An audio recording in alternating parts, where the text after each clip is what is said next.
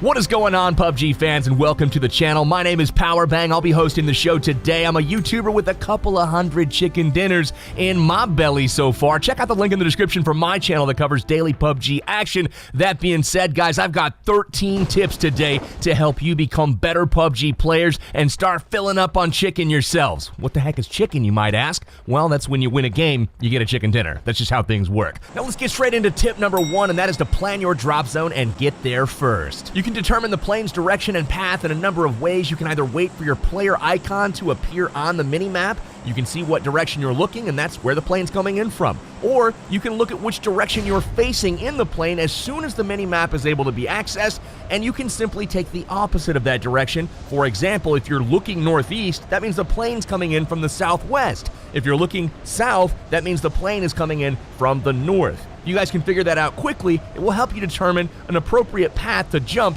much more quickly. You're going to want to jump to the high-density loot locations to try to get geared up as soon as possible. You can find those by looking for the big city names all over the map, and as you get more familiar with the map and your surroundings, you're going to come up with some favorites that you're going to want to jump to more often than not if the plane's path allows it. Once you've chosen a destination, mark the map by clicking the mini-map. Once you've done so, a marker will appear, and that marker will then show an icon on your compass at the top of the screen, and that's the direction you want to focus your player as you're jumping. Try to take care of your positioning and maneuvering while you're still skydiving and not after the parachute is popped. Once the parachute has deployed, you want to fly directly down to your destination, whether it's a rooftop or a building. While you're on your way there in the parachute, that is a good time to look around with the eyeball tool to make sure that you don't have enemies that are landing near you, next to you, or even on top of you. You've got to figure out if you're going to land first or if they're going to land before you, and that's going to shape how you play the game from that point forward. That leads us into tip number 2. You need to gear up quickly, and you want to make sure that you pick up the very first gun that you come across. Whether it's a pistol, shotgun, or other subpar gun,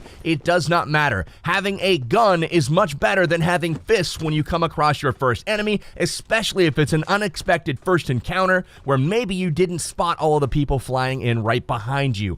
Once you guys find better weapons, obviously ditch the pistol or ditch the shotgun that you picked up, pick up the assault rifle instead, but make sure that you're looting up quickly, being super efficient with what you take, and pick up that first gun. Super important. Tip number 3 is along the same looting lines. You want to make sure that you're taking only what you need. Be super efficient.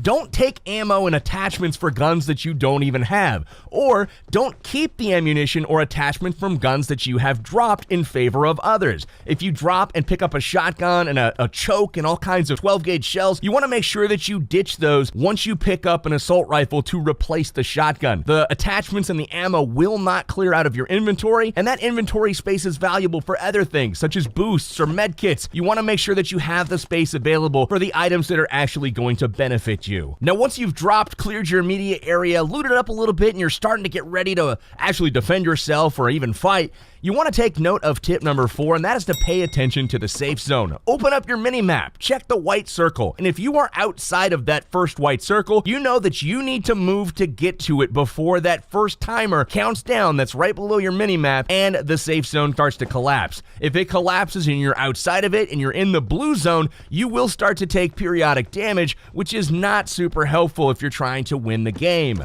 Make sure that you're moving inside the safe zone at all times. There's a couple different more advanced strategies for playing the safe zone. We will cover those in future episodes as well. Tip number 5 is to always move while you're out in the open. If you're in line of sight of anywhere where you could potentially be shot, make sure that you're a moving target and not a sitting duck. For players like myself that like to snipe from long range, I'm always looking for that player that stands still while looting a supply crate or looting an enemy, or maybe just looking off in the direction through his scope as well. If he stands still for a moment, that head is getting in my crosshairs and I'm gonna blow it up. So make sure you're staying very active and moving while you're looting and while you're running around. Jump here and there. You want to make sure that you are not an easy target. That being said, if you are in cover or if you've decided to go prone and lay in the grass, you want to be as still as possible while you're in cover. If you're in a building, staying still will keep you from making noise that may alert enemies to your presence, and in the grass, obviously, those visual cues are super apparent when you're scoping in on a hillside and all of a sudden you see something move.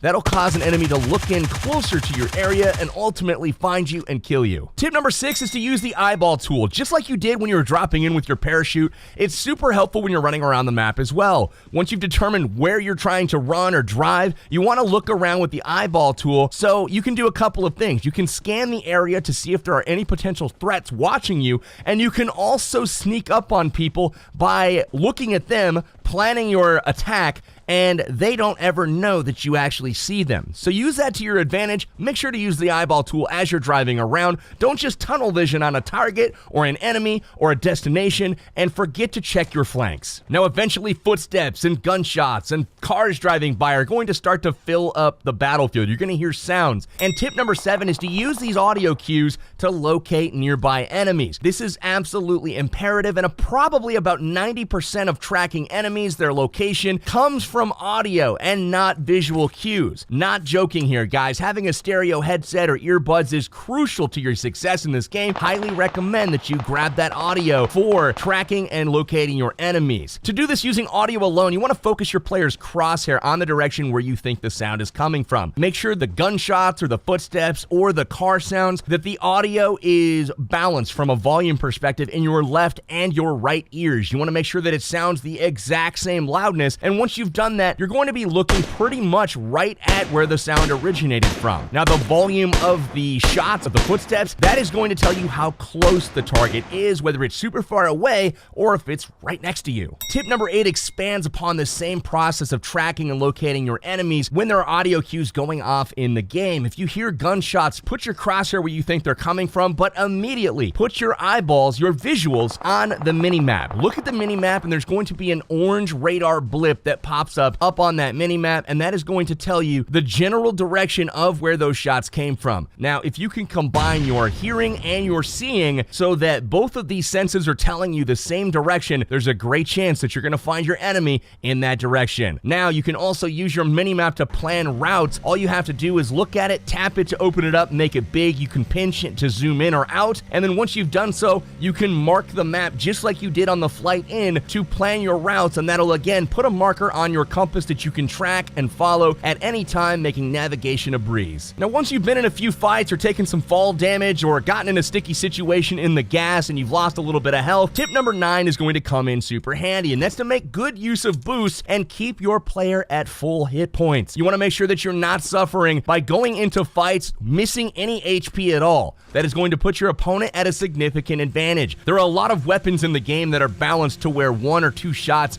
may do 97 or 98 damage on a player. If you're missing 3 hit points and you get headshot for 98 damage, you're going to feel pretty sad when you know you could have continued the fight, found cover, healed up if you would have just gone into the fight at full hit points. Your energy drinks and your painkillers are the most common boosts to be found. Now, your energy drinks work in about 2 minutes, where the painkillers last about 3 minutes. Energy drinks will heal about 23% of your HP over time, so every few seconds your health bar will tick up just a little bit. Painkillers will actually heal even more, almost 40% of your total hit point bar, and that will happen over 3 minutes. If you are lucky enough to find an adrenaline syringes will fill up your boost bar to 100%, and that will heal over 80% of your health bar over 5 minutes. Adrenaline syringes can only be found in supply drop crates, so it's more often than not you're going to be using the energy drinks and the painkillers. Make sure you loot these items as often as you can. They're uncommon, not rare, but you always want to have a plentiful supply of boosts on your persons at all times. Tip number 10 is to use the supply drop crates to your advantage. You can do this by looting them for some of the best weapons, armor, scopes in the game,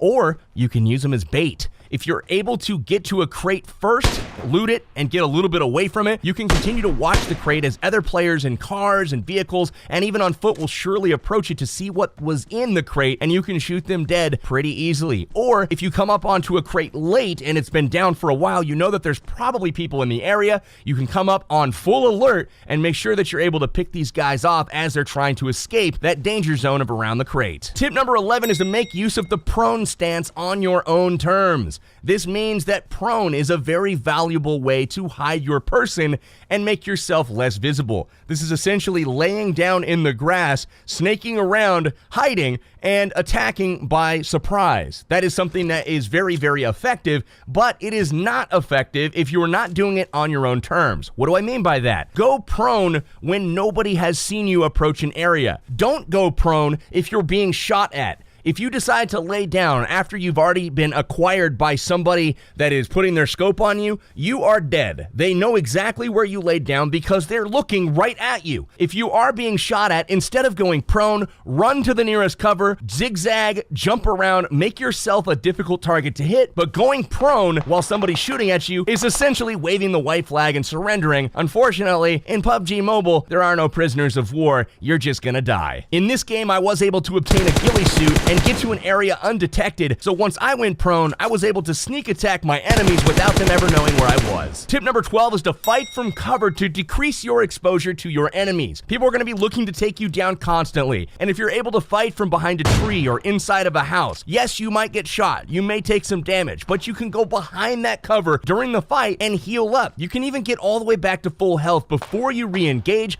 That makes you a very difficult target to take down. On the contrary, if you're standing in the middle of the open, you're stuck either running around as a free target essentially or going prone, and as we said in the last tip, you're just gonna get shot and killed. Fight from cover, use houses, use trees, use rocks, use embankments on terrain, use all of these things to your advantage. Don't fight from the open. Tip number 13 and our last tip for today's video is to engage in battle on your terms when victory is likely, if not assured. You want to make sure that when you're fighting your opponents that you have their head or their chest in your sights and you've got a real good feeling about picking up a kill. You don't want to give away your position by firing before you're ready to get that kill, letting them know where you are, allowing them the ability to reposition, to get cover themselves, to heal up so they can re-engage you. Make sure that you fire when you see them and don't be pressured into entering a fight, especially if you think the enemy's fishing for your location and they don't exactly know where you are. So as you're going to see at the end of this game, my opponent, I know exactly where he is because I saw him earlier and he thinks he knows where I am based off of sound, but unfortunately I'm wearing a ghillie suit. He is wrong, he never sees me, and I'm not baited into the fight. When he finally shows himself from around the tree,